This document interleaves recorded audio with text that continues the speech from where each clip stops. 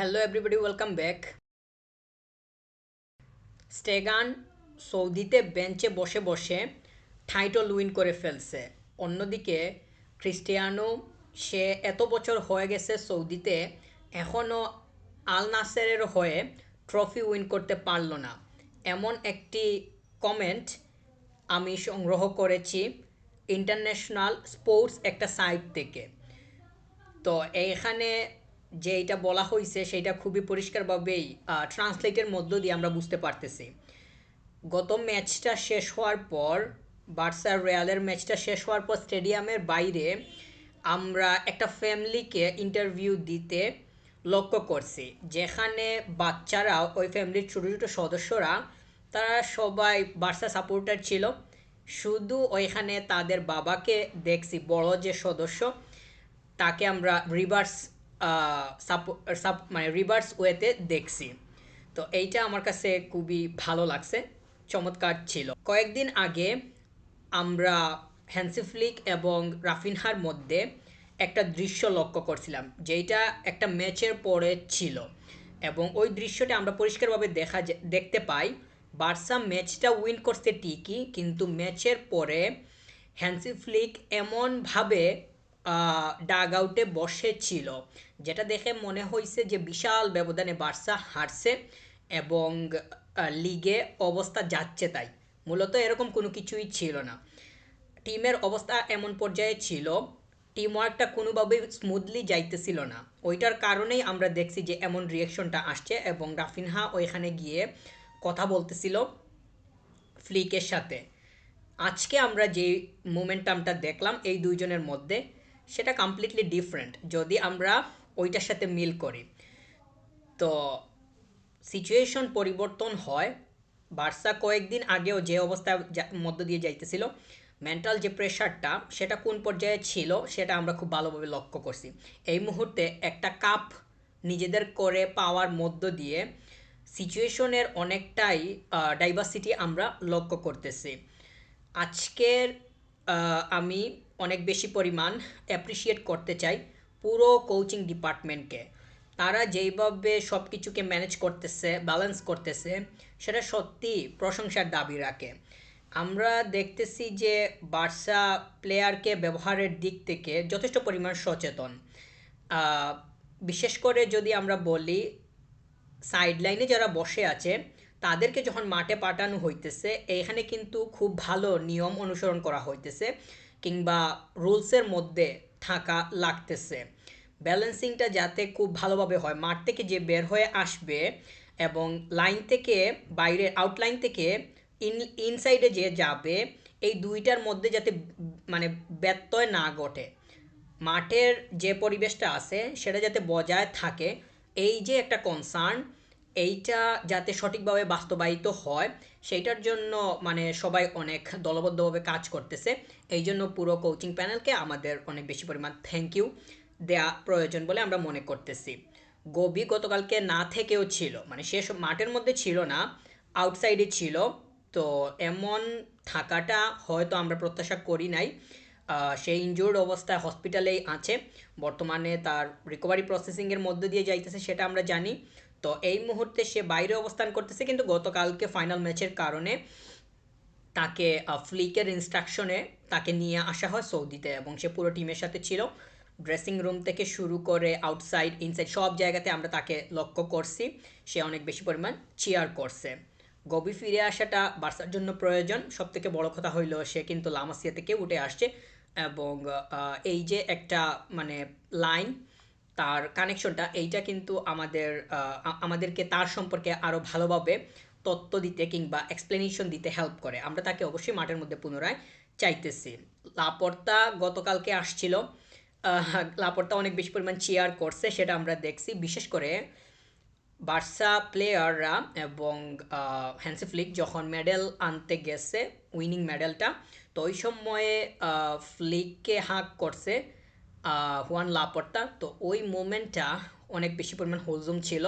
আমরা দেখছি যে সেটা খুবই টাইট একটা হাগ হয়েছে। সব থেকে বড় কথা হইল ম্যানেজমেন্টের সাথে কোচিং পার্টের যে একটা মানে খুবই স্মুথ কানেকশন, খুবই ভালো কানেকশন, সেইটারই এক প্রকার বহিঃপ্রকাশ ঘটছে।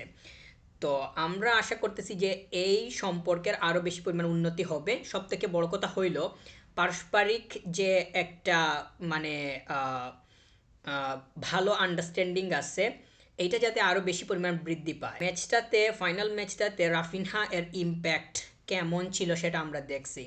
স্কোর পাইছে সেটা সবাই সারা পৃথিবী দেখতেছে, এটা নিয়ে সারা পৃথিবী কথা বলতেছে। তবে আমি এইটা নিয়ে আপাতত কথা বলতেছি না।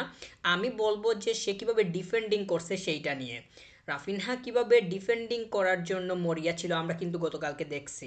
সে তার 200% দেয়ার ট্রাই করছে এবং এক্স্যাক্টলি আমরা তাকে আমাদের পোস্টে যেমন দেখছি, অপোনেন্টের পোস্টে তো এমনিতেই গেছে, অপোনেন্টের নেট টাচ পর্যন্ত ডাবল টাচ করছে।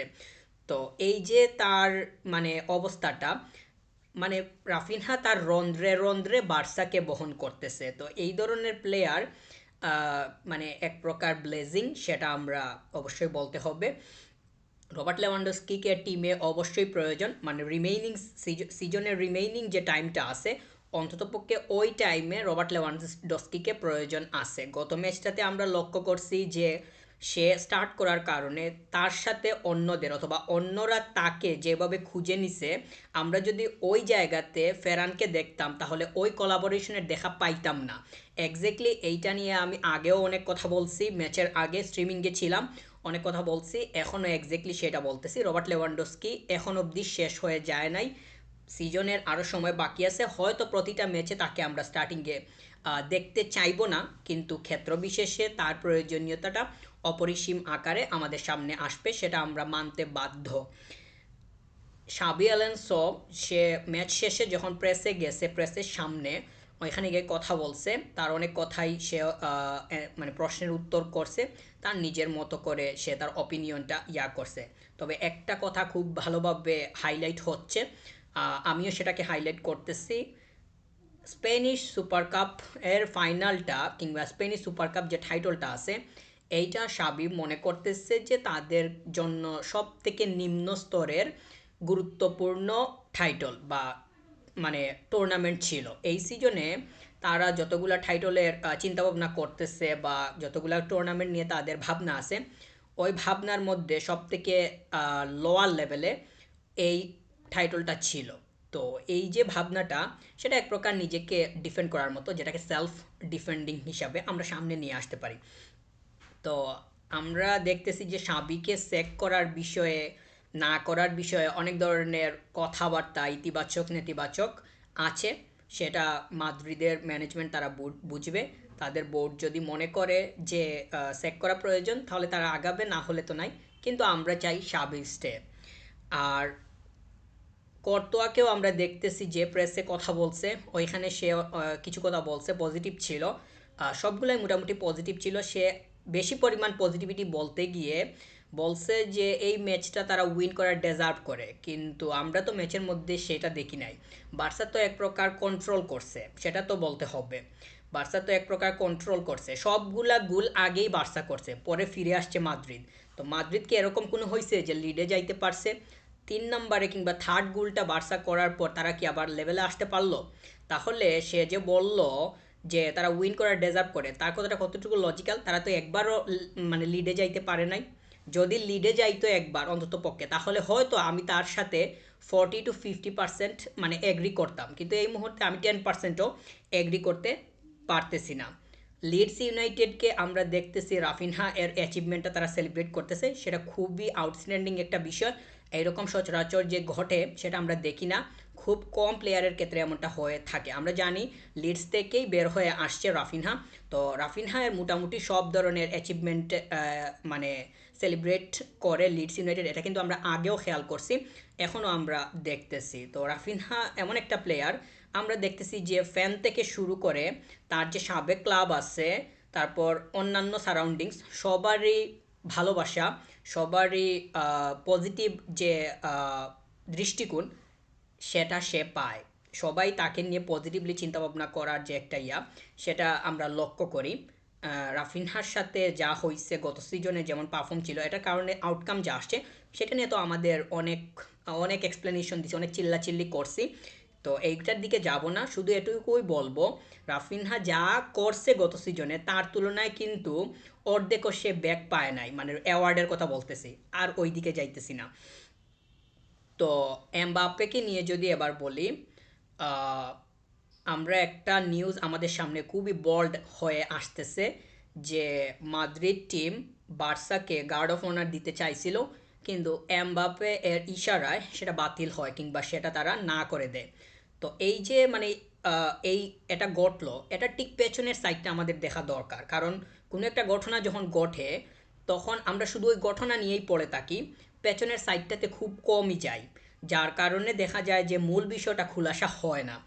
তো এমবাপ্পের সাথে আমি যখন পর্যন্ত যতটুকু জানছি, সে কেন এই ইশারা দিছে এটার পেছনে কারণ হইল ফেরমিন সহ আরও কয়েকটা প্লেয়ার খুব সম্ভবত তার সাথে খারাপ বিহেভ করছে, এমনটা নিউজ আকারে আসছে, মানে আমার কথা না, এটা আমরা কোনো স্ক্রিনে দেখি নাই বা এমন কোনো দৃশ্য আমাদের সামনে নাই যেটা আমরা এভিডেন্স আকারে ব্যবহার করব।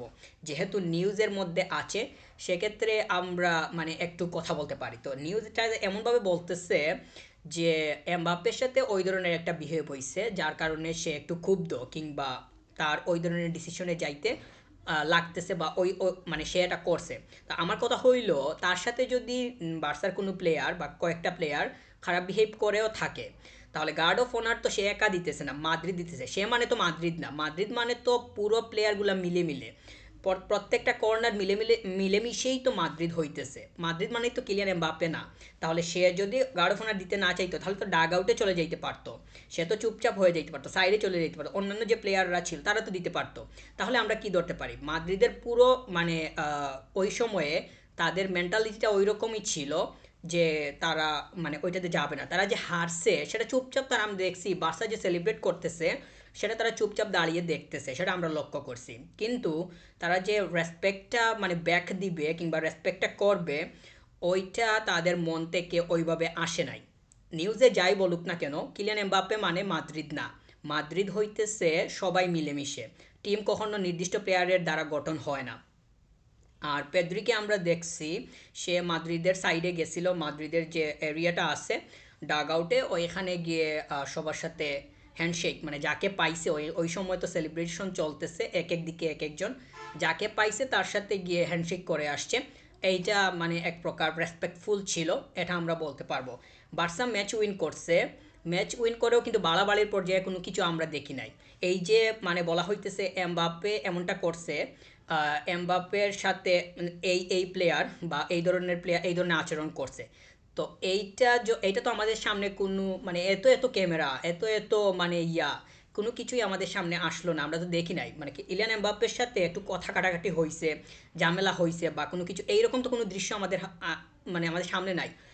মানে ক্যামেরা তো এমন পর্যায়ে আছে, আর কোনো জায়গা বাকি নাই যে ওই জায়গাতে মানে আহ, মানে ক্যামেরা ফিট করা মানে মানে এমন আর কোনো জায়গা জায়গা বাকি নাই, সব জায়গাতেই তো ক্যামেরা ছিল। তো আমরা তো এরকম কোনো কিছু দেখি নাই, সেক্ষেত্রে হয়তো এইটা একটা নেগেটিভ হইতে পারে যেটা মিডিয়া মানে মাদ্রিদকে ডিফেন্ড করার স্বার্থে সেটা ব্যবহার করতেছে, যার তাদের প্লেয়ার কোচ মানে মিডিয়া সব কিছু তাদেরকে ডিফেন্ড করুক, কোনো সমস্যা নেই। তারা তো এন্ড অফ দ্য মানে ডিসকাশন আমরা তো দেখতেছি তারা তো ম্যাচটা হারছে, এবং এটাই হইতেছে গিয়ে মূল কথা। কার দখলে ম্যাচের রেজাল্ট আছে, কার দখলে টাইটেল আছে, সেটাই হইতেছে গিয়ে মূল কনসার্নের বিষয়। কে কাকে ডিফেন্ড করতেছে ডাজন্ট ম্যাটার। তো ম্যাচটা খুবই উপভোগ্য ছিল। বার্সা আমি বলবো যে 65% কন্ট্রোল করছে, যদিও মানে মাদ্রিদ যেহেতু ডাবল স্কোর করছে, দুইটা স্কোর ছিল, সেক্ষেত্রে আমরা কোনোভাবেই বলতে পারি না যে বার্সা সম্পূর্ণরূপে কিংবা 85% ডমিনেট করছে, সেরকম আমরা কোনোভাবে বলতে পারি না। তো কন্ট্রোলিংটা ডমিনেশনটা বার্সার পক্ষে ছিল, তবে মেজরিটি অংশটা অবশ্যই ছিল। Thank you very much. Subscribe.